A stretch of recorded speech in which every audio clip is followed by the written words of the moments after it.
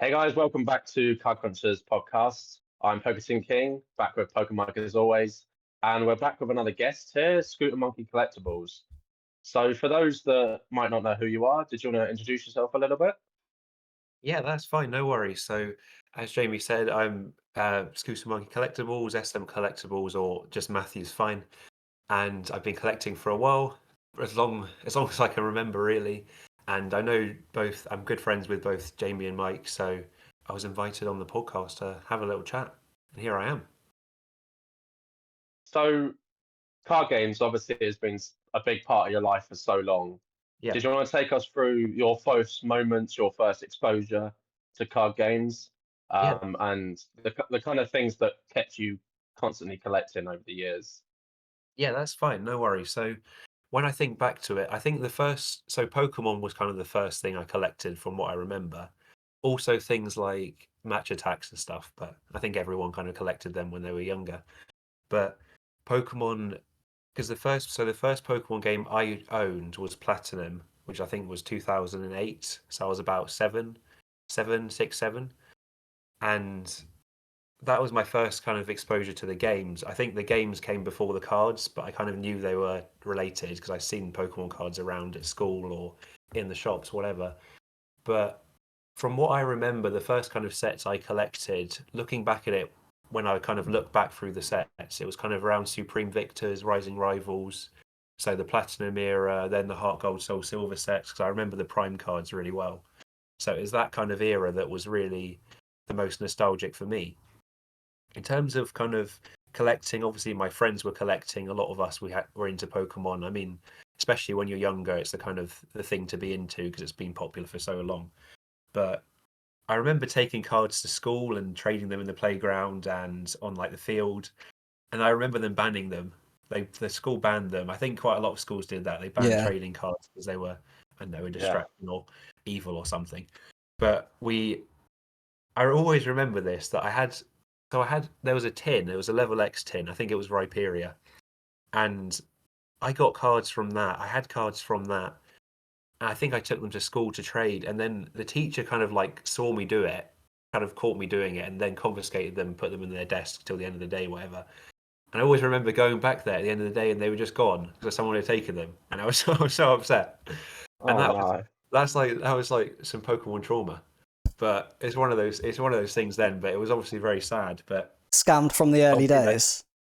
huh? Scammed from the early days. Yeah, literally, yeah, honestly. But it kind of obviously that didn't deter me, and I kept going. So I collected all through kind of the Platinum era, Heart Gold, Soul Silver, etc. Call of Legends, I remember. For some reason, I don't think I really collected Black and White like cards. I don't really know why. I think I kind of went off the cards, but I definitely carried on playing the games because I remember how important they were to me. Like Black and White, I always remember in the playground, everyone was like, "Oh, the next one's going to be Pokemon Grey," but then it wasn't. It was Black and White 2. They Yeah. put a 2 on them for some reason. But I always remember that, and I played X and Y. I think it was probably around X and Y time when I moved to secondary school, which was around X and Y time. It was about 2013, 2014 that I kind of stopped collecting or stopped being into Pokemon because I kind of grew up. But I think it was around year eight for me. So that's what, about 14. I sold all my cards. I got rid of all of them. I don't think I sold them because I didn't think they had value like that. I think I kind of got rid of them at a boot fair or something. But and that's it was difficult because I got rid of all of them in such a short space of time. It was about 6 months, and I got rid of all like my whole collection in about 6 months, apart from this one tin which had a few cards in, which I've still got. And I always remember this binder I had, and for years I swear I had it at home, but I didn't, and I was so upset about it because it had all my best cards in. I remember it had a Celebi Prime and had some other stuff in it. Obviously, cards that aren't like massively valuable, but they were to me. And so I don't have that binder anymore, unfortunately. But I basically had that period of time where I stopped, and then I realized what you're doing, be true to yourself, and I realized I actually like this stuff still. So I remember the first set I came back with was in XY. It was Ancient Origins because I started getting into it again. I think I watched, Max Mofo. I think I watched a few of his videos and they were quite funny. And I was like, oh, the Pokemon cards are actually quite cool again or whatever. And also, I remember, I remember it might be kind of cringe looking back at it, but I remember Unlisted Leaf Ando. I used to watch his videos a lot, and he's quite like energetic, hyper. Maybe it's aimed more towards kids. So I was about 14, and I remember he'd always used to have the packs, and he'd be like, "Oh, you can blow on the pack for good luck or whatever." So I blow on the pack through the screen, and I'd be like, "Oh, it's so exciting, whatever." But and then I kind of got back into it, and Ancient Origins was the set that brought me back. And I brought an ETB for it, which are like impossible to find now. Ancient Origins ETBs, they're nowhere. But I think it was about £35. And I was like, well, that's actually a pretty good deal for what you get in it. I was like, that's like quite cost effective, or whatever the word is. Got that. I pulled the Primal Kyogre, the secret rare full art gold, whatever it is. And I was like, this is amazing. This is so exciting.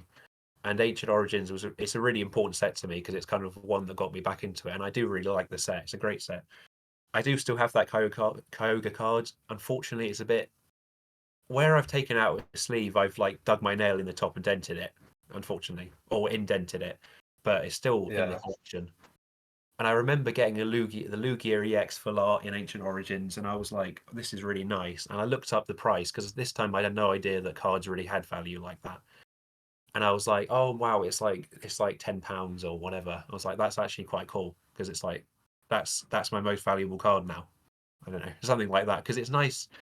I'm not someone who values my collection much on terms of like monetary value, but when explaining it to someone who's not into cards, that's the easiest way to explain it, isn't it, really? Because if you speak to anyone, say I collect cards, they say, what's your most expensive one? It's always the question, or what's your rarest one? What's this or that? So I had that, and I just carried on. X and Y, I carried on all through the break era. Sun and Moon base set, I remember. I remember going to it was a Waterstones, I think in Folkestone or somewhere, getting an ETB for Sun and Moon. Got a Rainbow Rare Lunala because that's the first time they did Rainbow Rares in Sun and Moon, and I really liked it. I showed my brother. He was like, "I don't really care," but he was happy for me, I guess. So that, and then I stopped around Guardians Rising. I remember Burning Shadows because Rainbow Rare Charizard, everyone's excited for that, whatever. Then I stopped. Mid Sun and Moon, I didn't collect. I wasn't like against it. I wasn't like, oh, I've grown out of this. I'm going to sell all my stuff. I kept everything, but I was just like, I'm a bit burnt out. Then I came back nearer the end of Sun and Moon, Tag Team era. I think it was Team Up, and I was like, this is actually really cool. Like, there's Eevee, Snorlax, there's all these cards together. This is great. And I went through that, Unbroken Bonds, Cosmic Eclipse. I've been through all of that. I stayed in it basically since then. I've gone through all the Sword and Shield era, and yeah, that's about it for Pokemon. In terms of other cards, I collect a lot of other cards. I collect. Pokemon was the main thing at the start. Then I guess that kind of. I don't know. I've always just kind of liked cards. I just like collecting stuff. I think I'm a bit of a hoarder, but I'm in denial. So I collect a lot of things. And obviously, Jamie knows about this, but I was a big fan of Dinosaur King. So when we're going to the arcade and getting the cards there, that's one that I've got a lot of memories with. So basically, any kind of card things in 2007, 8, 9, I probably collected. I remember I used to play Club Penguin a lot. There was these like card jutsu cards. I used to collect them.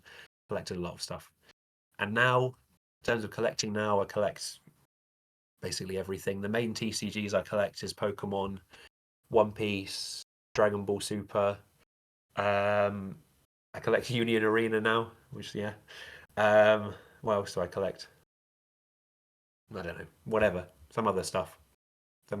But that's about it in terms of cards. I collect other stuff as well, like stamps, money, banknotes. I've got some comics, action figures, etc. But that's about it really for terms of a bit of a summary for the journey.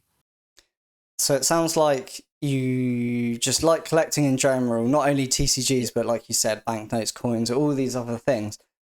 What would you say it is about collecting that you enjoy so much? Like, what part of that side is fun for you and enjoyable? Yeah, that's a good question. So if I think about it, I just like owning things. I like say someone's like or no, so I've got quite a few things like in my room whenever, and whenever I've had to move out.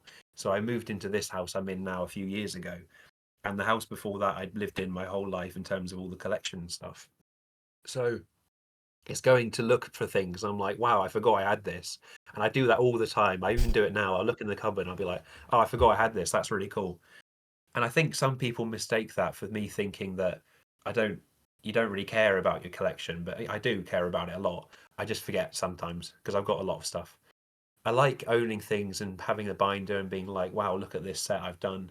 I will say I basically never complete sets. I've got so many binders of just sets that are like half full or 3/4 of the way full, but I'm happy with them still. And I say I collect them over time, but when I say over time, I mean I might buy like one card for the set once a year or something. But I'm it's like, I'm actually very say- similar. Like I don't think I've Yeah. finished a full set. It's just, I think probably where you collect so many TCGs as well, you're just like distracted by oh, it's so other things. difficult. Yeah. I remember But you're saying about the TCG set. I remember, so they did the Detective Pikachu cards in 2019, 2018, and that's the first set I completed. And that's no like what, way. 12 cards. That's It's like 12 cards. that's the only set I've completed as well. It literally is like 12 cards, and I was like, you know what? I'll have this as a completed set. There you go. I've done something. Yeah. That's so weird. It's the only Pokemon set I've finished as well. Oh, but there's literally sets. So there's a Dragon Ball one called Union Force, which is the second set that came out, and I've collected that since 2017. I've only got like 4 cards I need, but I've just never brought them. I don't really Yeah. know why. They're really difficult to pull. I tried opening some Union Force like actually not even that long ago. I had I don't know, I had one of those moments where I just don't want a sealed collection anymore and just opened all the Union Force. But I didn't get an SPR, unfortunately, but it is what it is.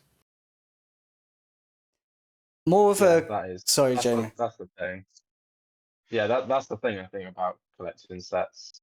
I can't seem to complete any sets anymore now. I used to, but now it's.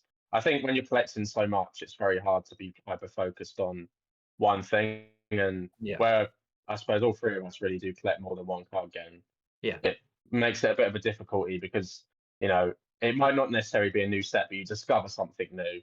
I know both of you probably know that feeling all too well that you'll realize something exists and you're like, right, I'm going to go in on that, and then the set that you were trying to collect before just kind of gets ignored a little bit. It's and like that. It's like that meme with the person and they're like in the pool holding the baby, and then there's the one drowning, and there's like the skeleton on the bottom. Yes, Is that one? every time. Yeah. So this is probably more of a question actually aimed at both of you because I know that both of you are in a Facebook group like along the lines of Dead TCGs or something. Is that right? About Well, Yeah. I'm not. I know that Jamie's talked to me about it, so Okay. we're kind of Yeah. in it through him. kind of thing. What is it that you like about those niche TCGs that aren't that mainstream? There's not that information about it. Like, yeah, what is it that attracts you to those types of TCGs? Jamie, do you want to go first? I'm interested to hear your answer. Yes. So for me, I think it's not necessarily attracted to card games that are niche. It's more of a lot of these card games were in the early 2000s that I just naturally collected. So obviously we have the big card games that get a lot of exposure, but we forget, we look at the card games right now and there's so many like Union Arena, Battle Spirits, MetaZoo, you had Legions of War, Sorcery, Grand Archive, Genesis. All these different card games have all come out within a short period of time, really. But most of those will be dead in 5 years' time. So for the people that are collecting right now, in 5 years' time, it doesn't, just because a card game isn't being printed still, it doesn't sort of take away from its value as such. Like the early 2000s, I think for a lot of people that were only maybe collecting Pokemon or Yu-Gi-Oh or Magic, outside of that, the early 2000s was the biggest boom in card games ever. And there was more card games being made than there ever will be at any period of time again. Because, companies like Upper Deck, any IP would come out, a movie would come out, a TV series would come out, they were like card game, even singers, you look at Ricky Martin has a card game. Shrek had a card game. You know, the Barbie toys had a card game, which is the Barbie cards are probably worth quite a lot of money now because of the movie. But I think for me, you know, Lord of the Rings was the main one that I've collected from Decipher over the years because I have a lot of good memories. Lord of the Rings is my favorite movie series, so I just naturally kept collecting them. But opening packs of stuff that isn't in print anymore it is exciting because it's kind of that it's a moment you get to relive memories that isn't constant. Like Pokemon, Yeah. you get to do it all the time. But, you know, if you could afford to open Team Rocket packs or base packs or, you know, Gym Hero packs every day, you would. And Yeah. you can kind of do that with these kind of dead TCGs because, you know, most of the time the packs cost nothing really. I think that's a really great point you made at the end there about the if you could open the old ones, you would. And also, like you're saying about the printing, because obviously they just printed so many. But in terms of why I like it, there's a few. Well, firstly, I just like trading card games. I always have, and I like knowing about them. I like being knowledgeable. So, say someone could talk to me and be like, "Oh, I really like, I don't know, Weiss Wars. You might not have heard of it or whatever," and I'd be like, "Actually, yeah, I have." I'd talk a bit about it and be like, "I know what the good cards are," or something like that. So I like knowing what at least what the good cards are in each card game. When I say good, I mean the most rare, popular, like the kind of the face of the TCG. Yeah. In terms of old cards, so a great example I'll bring up is the Gormity trading card game. So a few years ago I saw a box of that on eBay. This is from 2009, so it would have been around the same time that I was getting into Pokemon cards, etc. And I love Gormity. I know Jamie knows what it is, but if you don't know what it is, it was like a toy series. There are a lot of toys. They had a few cards with them. There was a few games, animated series, whatever. And so I love this trading card game, which has only had one set. And I'm sure no one really cares about, no one really knows about, whatever. Well, people know about it, but not many. And I've got a booster box of it, a sealed booster box, and it's the only one I've seen come up on for sale on eBay for the past like 2-3 years. And I'm not saying it's the kind of thing where someone could have a warehouse of about 1,000 of them, but it's also something that could be really rare. And I like that excitement of not really knowing. It's kind of that's one of my most treasured items, and it'd be like, what's that kind of thing? How much was that worth? I paid £15 for it, Yeah. but I love it. It's great. And I opened up the Gormity cards. It's just a bit of fun, really. It's also archiving, so you won't. There's parts of the card game, Gormity, for example. There's no pictures of any of them online. So there's promo cards which are officially released because in the deck you get a kind of checklist and it's got the promo cards on there. So I've had to resort to buying like French cards. I brought a French like collection box, whatever, which has got the promo in because I can't find it anywhere. And I've not opened that yet, but I probably will sometime, maybe on the channel or just in my own time. But I like archiving. I like having evidence of things because otherwise it just gets lost. And even if it's just the most niche, whatever, even if it's Ricky Martin or whatever, it's kind of it's important to archive stuff so someone in the future can look back and be like, wow, someone else actually had this. So say I did a video about something called Dragon Booster. It's a trading card game by Score in 2005, only had one set. So say someone in 5 years, they find a Dragon booster box, whatever, and they're like, what the hell is this? They can watch that video and get an idea of it and realize about it. Because we all know how important it is to kind of have knowledge on TCGs, and it's really helpful. Like Mike, especially with your Weiss Wars and knowing kind of the print runs of things, and like the pull rates of stuff is Yeah. really is so helpful to know. And it's stuff like that I just kind of like it. And I don't think any TCG really I think things only die when people forget about them. There you go. That's my quote for the podcast. Yeah. So there's Yeah. always people with memories of things. And to be honest, the feeling of if you find someone who's interested in it, that's nothing like nothing else really. So I could go and meet anyone who likes Pokemon really, but say I find a fellow Gormity enthusiast or a Shrek I don't know Shrek card enthusiast or whatever, then I've kind of found your soulmate, you know. It's that Yeah. kind of feeling. Yeah. I think the archiving part of it is another thing that Yeah. I agree with. I think, you know, that for me, my early YouTube journey was, you know, I go back even 2009, I started making videos.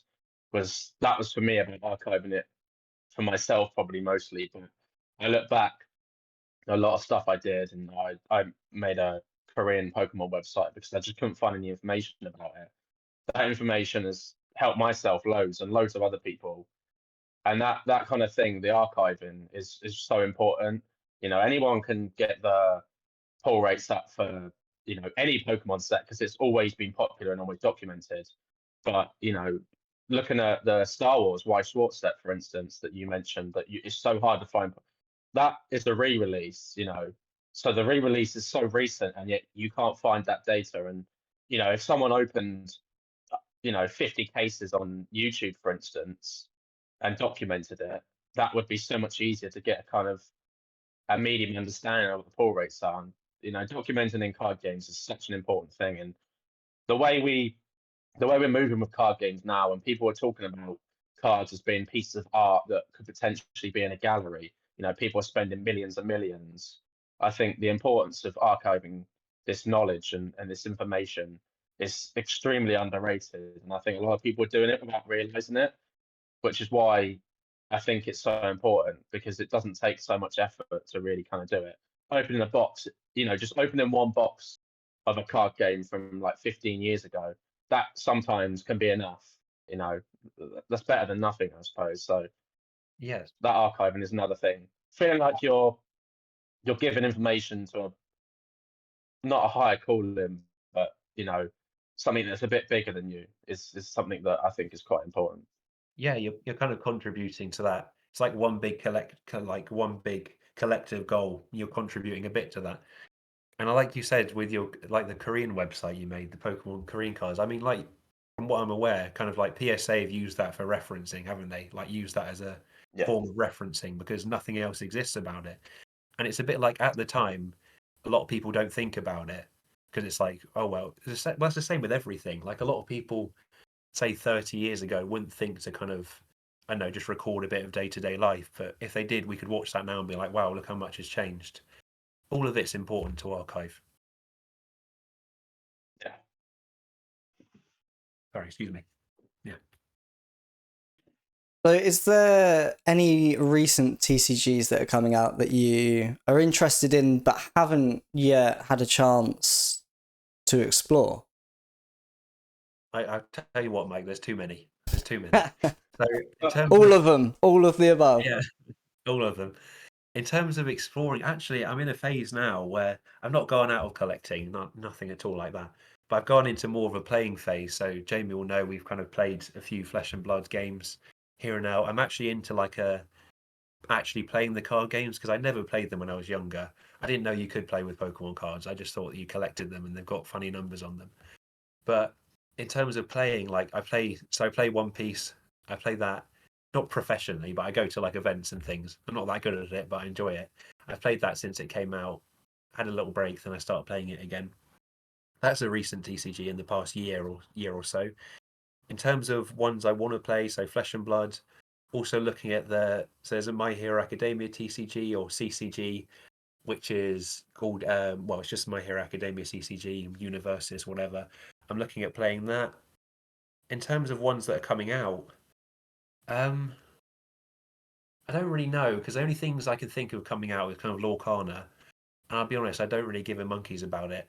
I didn't when it was coming out, and I don't really now. I know it's popular, but I don't really care, to be honest. In terms of new TCGs, to me, well, Uni Arena's new out this year. I collect that. I like that a lot. I keep up to date with it. I guess kind of coming into Weiss a bit through you, Mike, with your store and everything, and I'll be opening up the Slime Volume 3 set when it's out. So that's new to me because I've only opened a few packs of Weiss here and there. Yeah.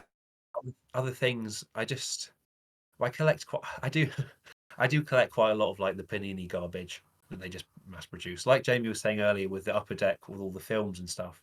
Panini's kind of that now. They just everything they just make it. I mean, they've recently done a Peppa Pig sticker collection. Like, who cares at the end of the day? But the issue is with me, I would collect that. I know that sounds weird, but I would because it's collectible, so I would collect it. Because you also get like it's like they Panini recently do that with stickers. They put like one trading card in the sticker pack. It's the kind of thing it's probably absolutely just naff, but I love that.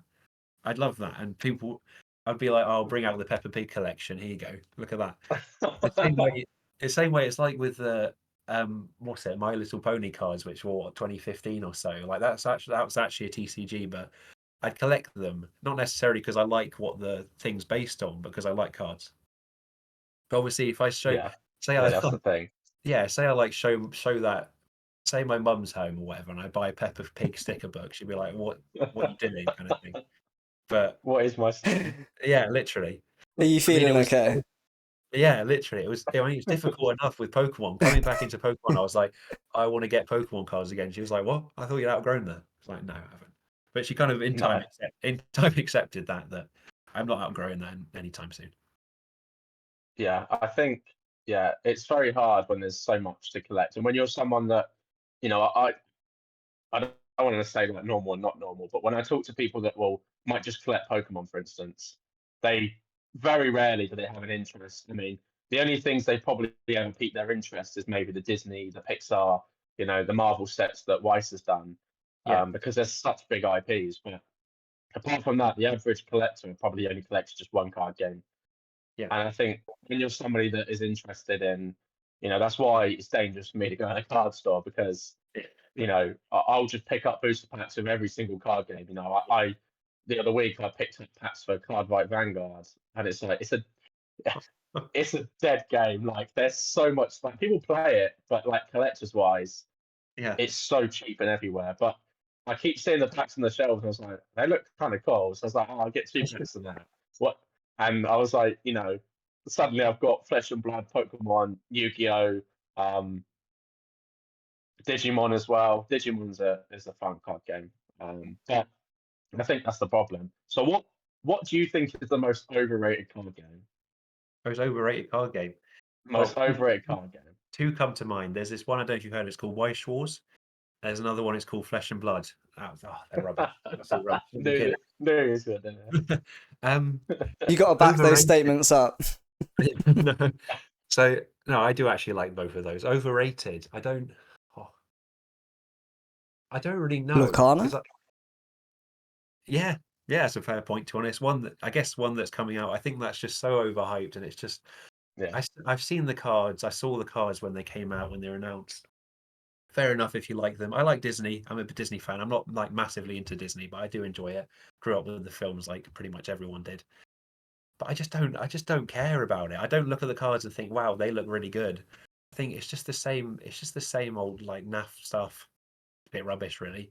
Actually, I'll tell you what card game is. It's not even even if like one person rates it, it's overrated. It's like flipping Marvel Mission Arena, whatever it's called. When I opened on my channel, even if one person rates that, it's overrated because it's awful. It's absolutely awful. I'll happily die on that hill if anyone wants to challenge that. It's awful. Why? It's just pointless. They look bad. They watched that video. They looked bad. It was pointless to me, mate. And that's for some reason my most popular video. So people like watching it, but Yeah. yeah. Anyway, in terms of, I mean, obviously the big rated ones, Magic the Gathering, Pokemon, Yu-Gi-Oh, etc. I think they're rated the right amount because they're so, like, they are rated the right amount because obviously they're very popular, but there's a reason why they're popular. They've been around so long. They're doing well. Like, they're doing good stuff. Well, obviously Magic the Gathering can be a bit questionable with Wizard of the Coast, Hasbro, etc. But they're all doing well.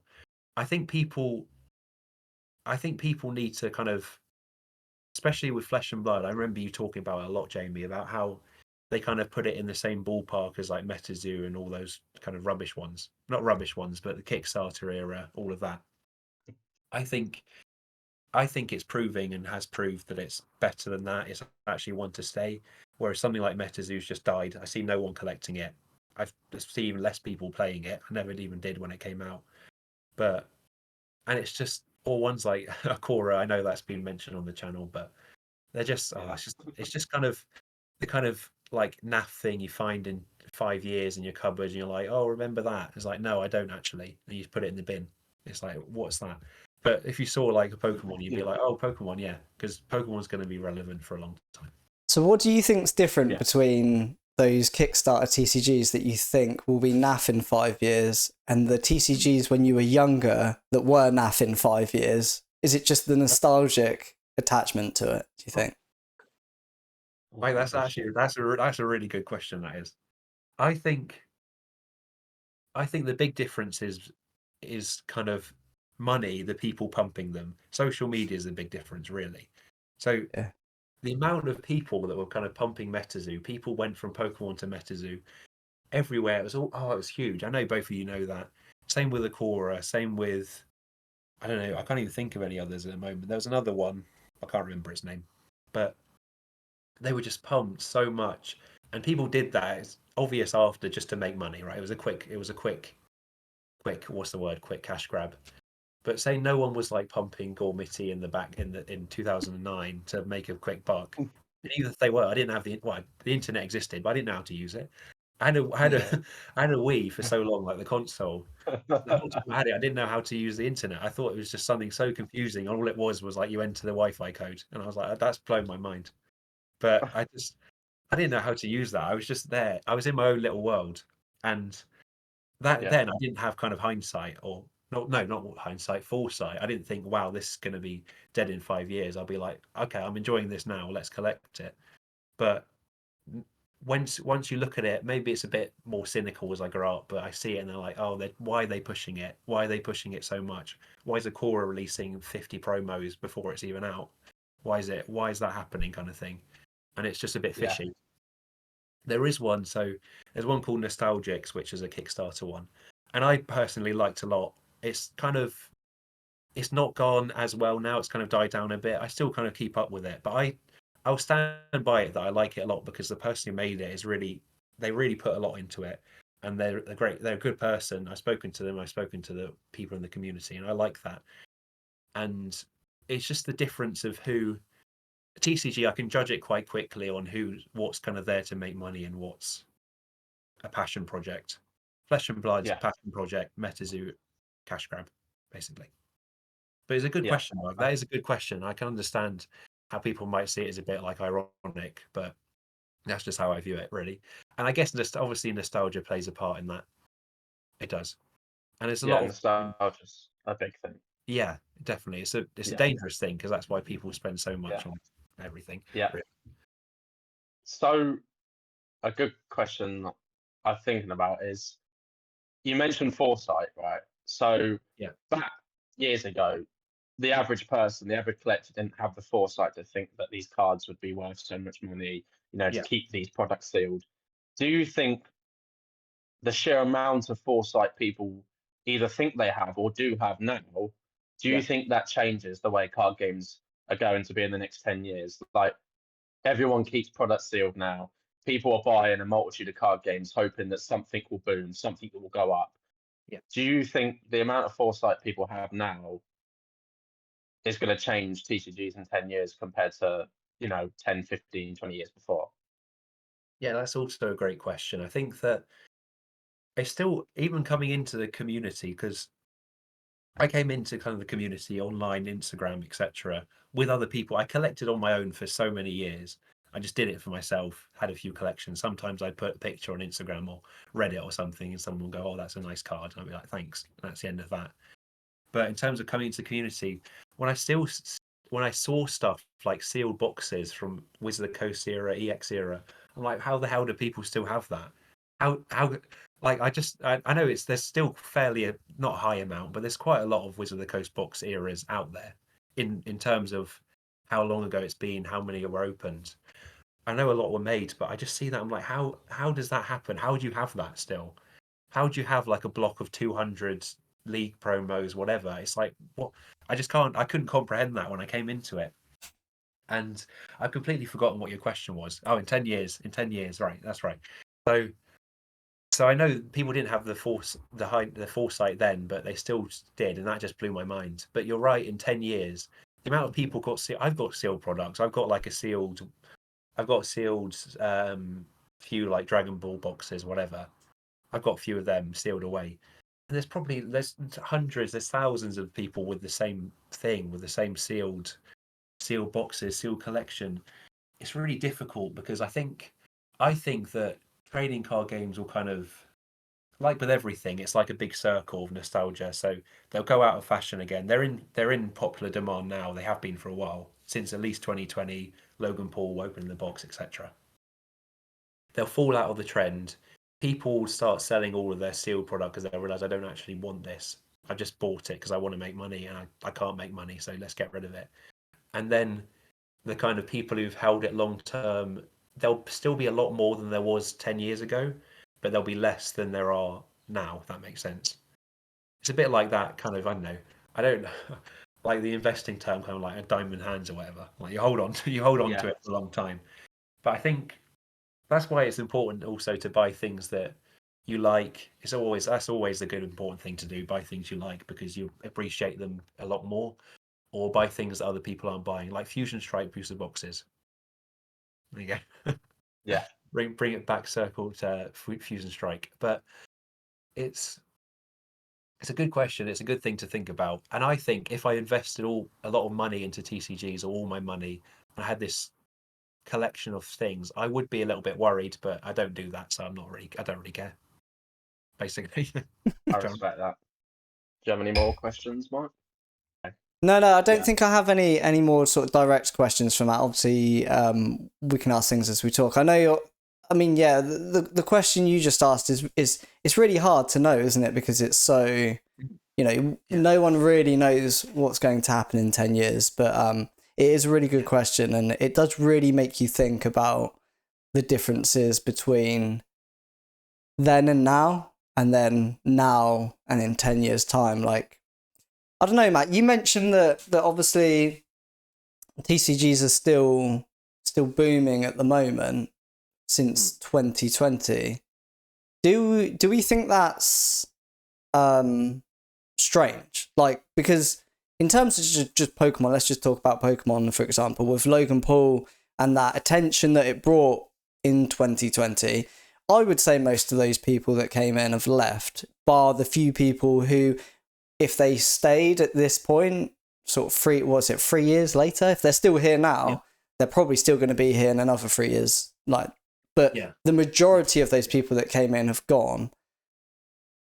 Does it seem odd that card games are still in a boom, considering there's been a big drop off on that initial hype?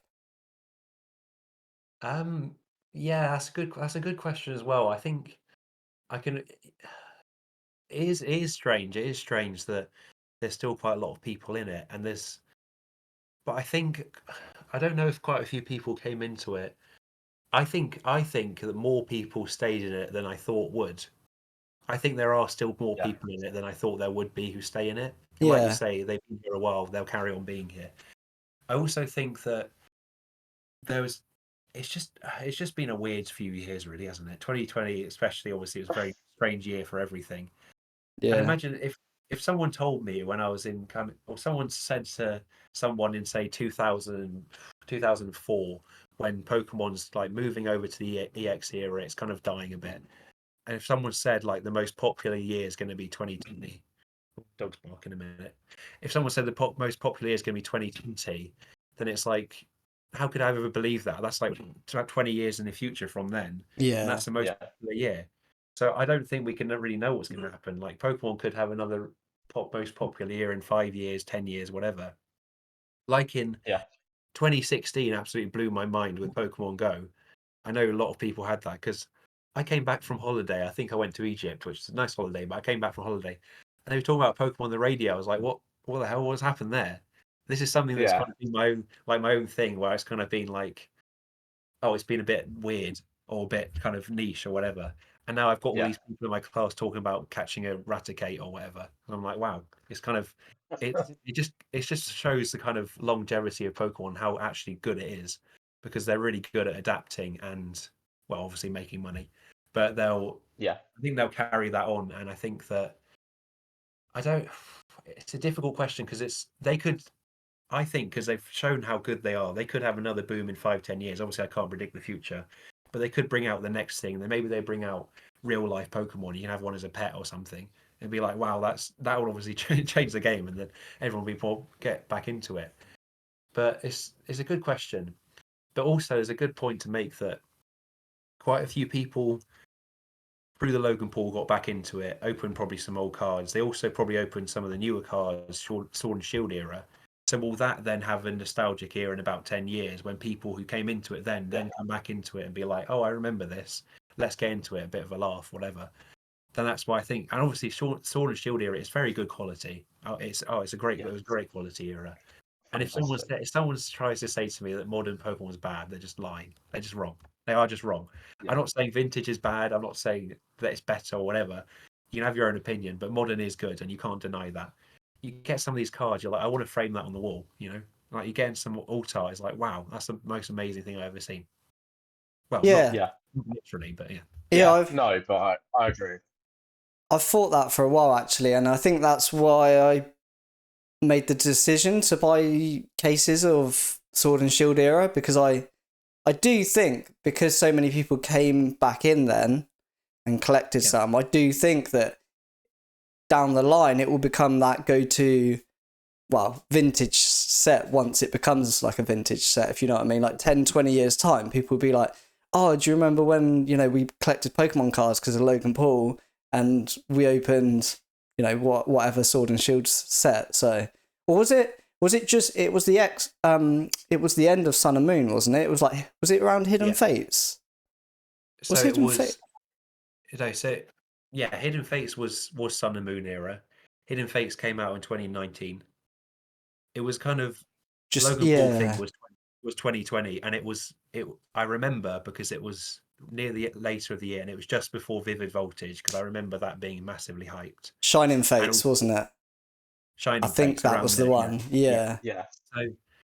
So and Champions Path. Oh, the Champions Path. Everyone was getting an ETB of that, but Oh god, it was kind of Logan Paul was a massive catalyst in that, but I think it was building up because obviously 2016 was a while away, but things like Evolutions, Pokemon Go got a few more people, got it rolling. Yeah. 2019, Hidden Fates was hugely popular. I know people who came into Pokemon just for Hidden Fates.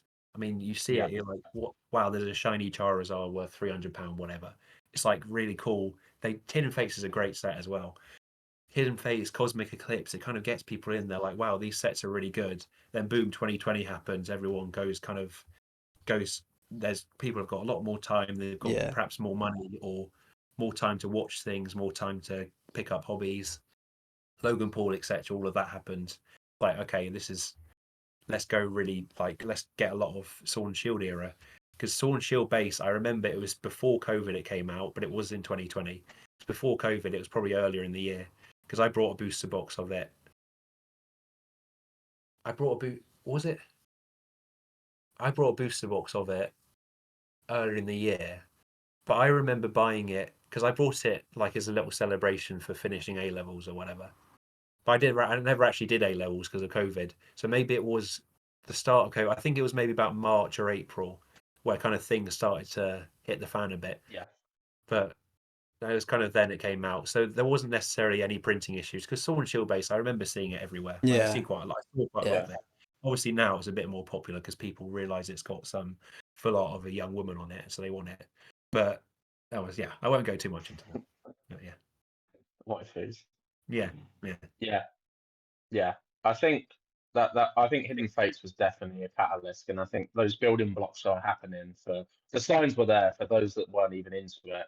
Yeah. The building blocks were building. I remember Hidden Fates massively. I was collecting a little bit when it came out. I remember friends of mine at the time were buying the tins from the shops, and I remember going to Japan and coming back, and I couldn't find Hidden Fates anywhere, and I was like, I've literally, I've been away for 3 weeks and I can't find any anywhere. And it just boomed, and then we obviously had that turnover. Rebel Clash was the first set that came out during the pandemic. I remember, there was no pre-releases for that, so I remember getting the pre-release kits.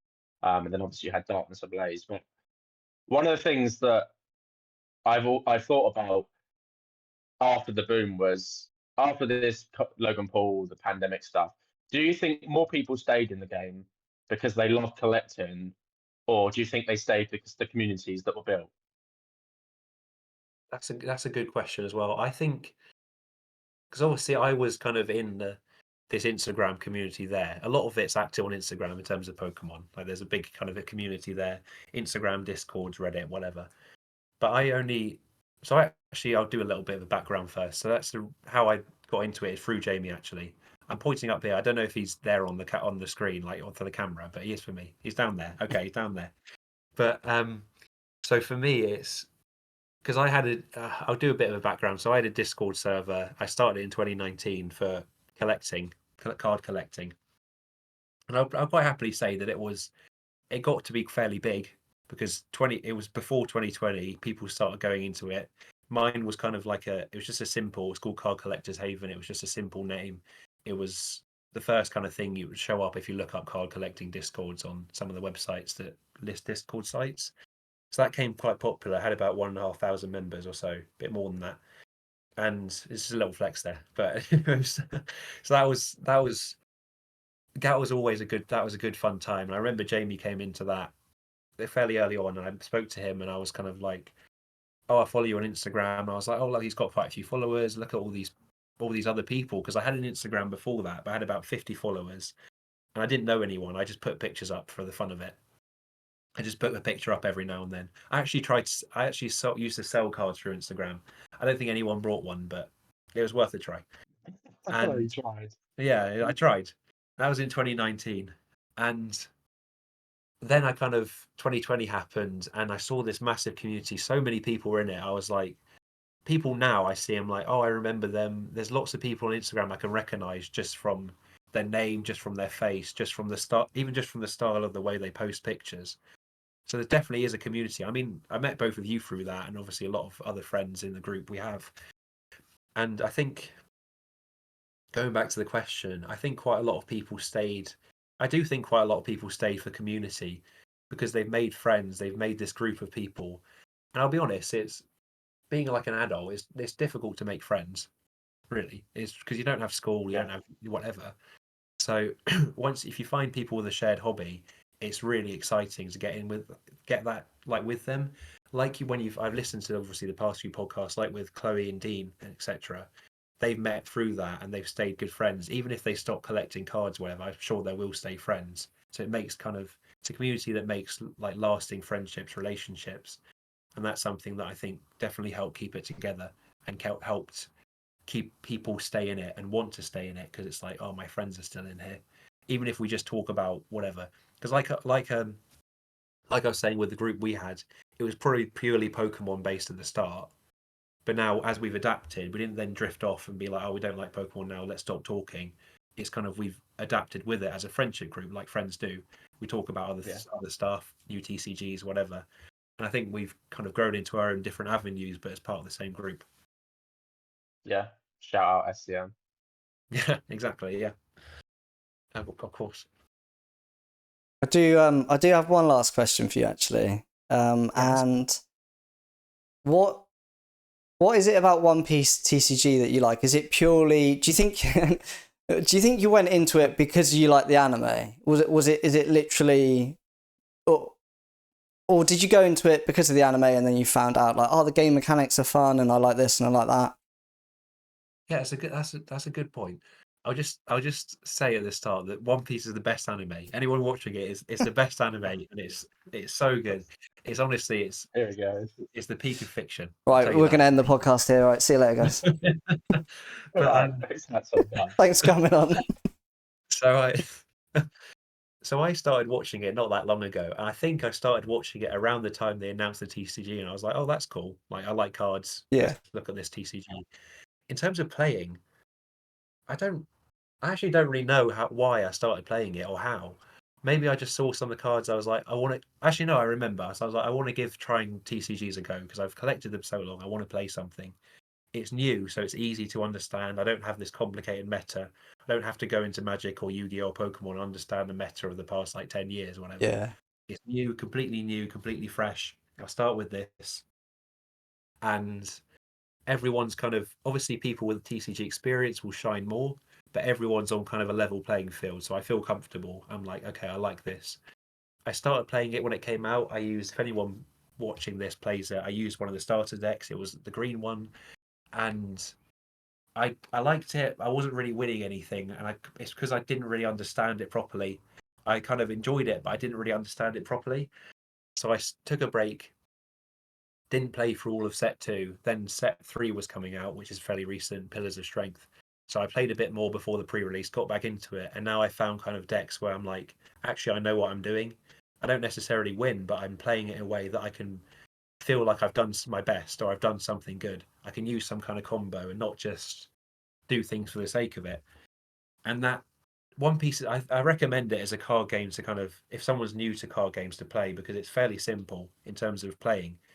Because when me and Jamie play Flesh and Blood, it's quite a lot more. There's more to think about. Obviously, every TCG comes with its own like brain power, complications, combos, decks, because that's what it is. It's a game. But One Piece is very kind of user friendly. You get involved. People are often friendly in it, and it's just simple, fairly simple, to be honest. Fairly simple. I definitely did choose it to play because I like the show, though, because I know the characters. I can be like, oh, that's whoever. I can pick a favorite character. I can be like, Yeah. I like to say Buggy, one of the characters. I like Buggy. I'll play a deck with him in, or if he gets a leader card, I don't really care how bad the leader is. I'll play it because I like the character. That's common with Yeah. a lot of things in One Piece, I think, as well. A lot of people playing it, going to events. A lot of people who play it have watched the anime. Quite a few, but I'm surprised to see the amount who actually haven't, and they just play it because it's a cool, fun card game. But then you hear them pronounce all the names wrong, and it's like, oh, it's just. I know people can relate to that, and it's just it just like hurts inside. But it is a fun game. I've definitely started it because it was One Piece, and I've Yeah. carried on because I enjoy it, and also I still enjoy One Piece. But yeah, Yeah, I mean it seems to be doing amazing, doesn't it? It sort of came out and yeah, it's been very, very popular for a TCG. But then it is One Piece and as an anime itself, like it's just huge, isn't it? So it's kind of a staple. Yeah. Um I think that it's made by Bandai. I personally think people can disagree with this, but I personally think Bandai are really, really good at making card games in terms of the quality. Quality of the cards are always great. Digimon, Dragon Ball Super, One Piece, Battle Spirits, whatever it is. Cards quality is always great. They're not necessarily the best at running events, which people might know.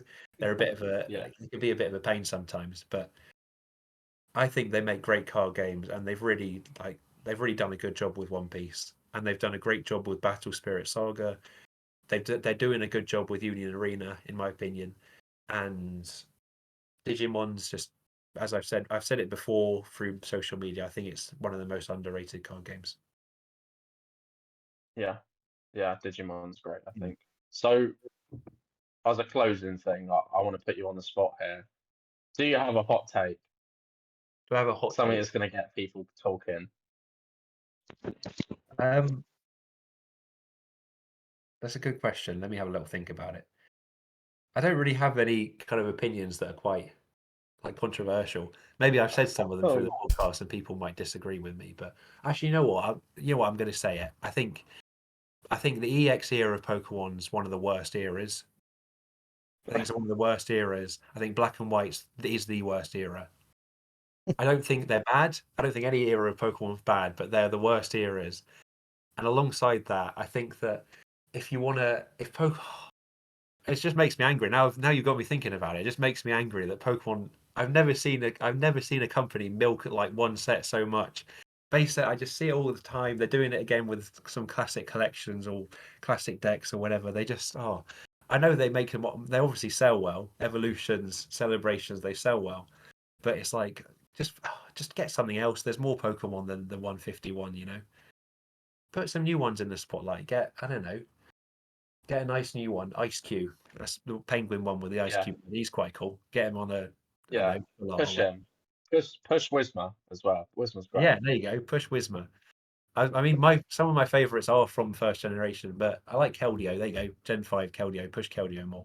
It's got a few secret rares and stuff already, but push it more.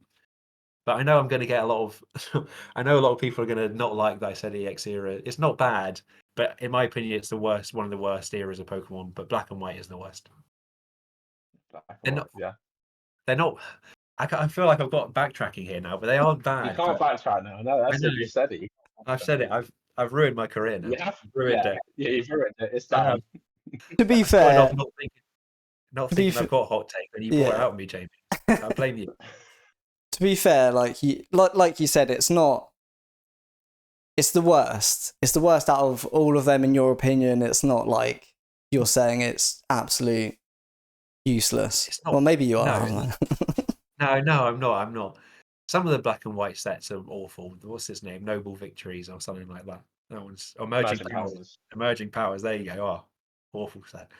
But I think that every set's necessary to get to appreciate the good ones, and I think that Yeah. it's like picking out. Say you've got, I don't know, I can't even think of an analogy. Say you've got like a prize. You got some prize sheep, right? You're a farmer. You got some prize sheep. I don't know where I'm going with this, but you got some prize sheep, and maybe one's a bit smaller than the rest. So it's still a prize sheep, but it is a bit smaller. That's black and white. So it's still cool, bit smaller, bit more. You might pick another one over it, but it's still not bad. You know. I don't know if anyone Yeah. knows about sheep. I don't. So I don't know what goes into being a prize sheep. but People will appreciate the analogy. I'm sure they will. Thank you. I hope so. I will preface that the start coming into the end of black and white, because it's important. Like I say, it's a good stepping stone because XY is my favorite. Also, I will obviously nostalgia is a big part. I didn't collect EX. I didn't collect in black and white, so that's a massive part of it. But coming into XY with all the full arts, I think look great, and black and white kind of started that trend. The end of it, the full arts they do look great. It's just I can't ignore the first kind of half of the era where it was just a bit getting into its own stride, etc. I think I can appreciate it 100%, but it's just not for me. Yeah. Cool. I think we're done. So thank you very much for coming on, Matt. Something we actually forgot to touch on was that you do have a YouTube channel, so you have been posting some videos for different TCGs and things like that. So obviously we will put all of that information in the description if you go check out Matt's channel. And yeah, I mean you've got a load of TCG knowledge for God knows how many different TCGs and My Little Pony sets out there. So yeah, go check it out if you're into that. And yeah, we'll see you guys in the next episode. So thanks for coming on. I'll give credit to both of you for the kind of the podcast and how far it's come. Obviously, I watched from the first episode because I know you both. So I'm going to look at what content you do. And it's come a long way from just you guys talking to having guests on, like fairly big guests in the community. I'm looking forward to seeing who else you have on. And there's just the big guests and they're just kind of me in between. But I'm happy to be here. Obviously, I'm happy you invited me on. But it's great to have a chat about stuff. And I enjoy hearing both your opinions. You're both very knowledgeable. And you both really excelled in your own fields. Obviously, Mike, especially with Weiss, Jamie with Flesh and Blood. But I think you're both kind of becoming like the faces of those TCGs in terms of the collectors, the content creators, the people involved in them. You're doing a great job, and I think I say that on behalf of everyone. So keep going, keep doing it, keep posting the Thank you video. very much. Oh, thank you very much, Matt. Yeah, really appreciate that. Sorry. So yeah, thank you for coming on. We'll see you guys in the next episode. Bye.